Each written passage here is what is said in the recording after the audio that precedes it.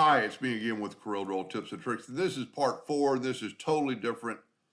And I just did this while the other video was loading. And I used quite a few tools to get this effect. I thought I'd just share it with you.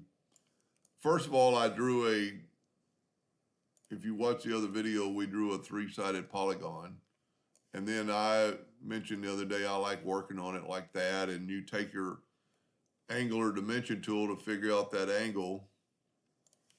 Go from that node to that node and then over and then click. We're at 21.82.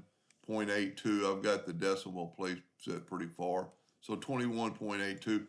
And what you can do to change that, click on your rectangle itself and take your ratio off here to kind of squish this top.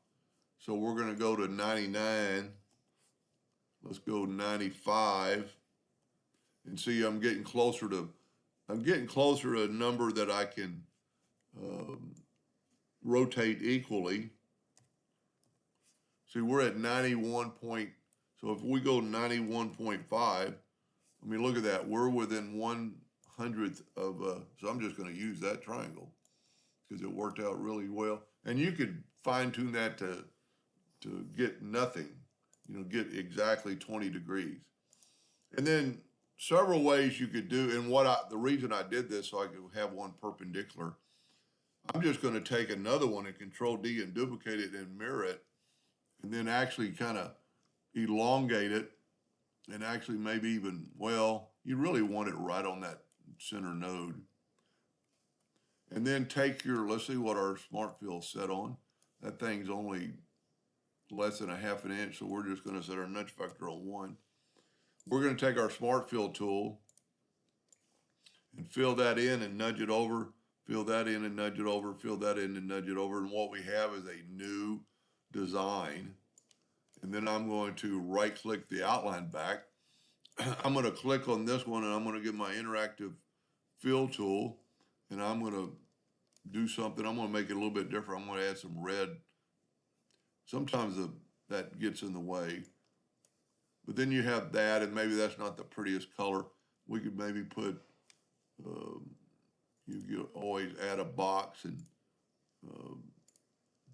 put a little orange in there. That doesn't look that bad. It's going to be a strange looking thing. And then you just need to click off that to click on this one and then do the same thing. And, just do whatever you want to do. And then you could make, this tip red and bring that down. I don't like that whatsoever. Let's put that yellow in there.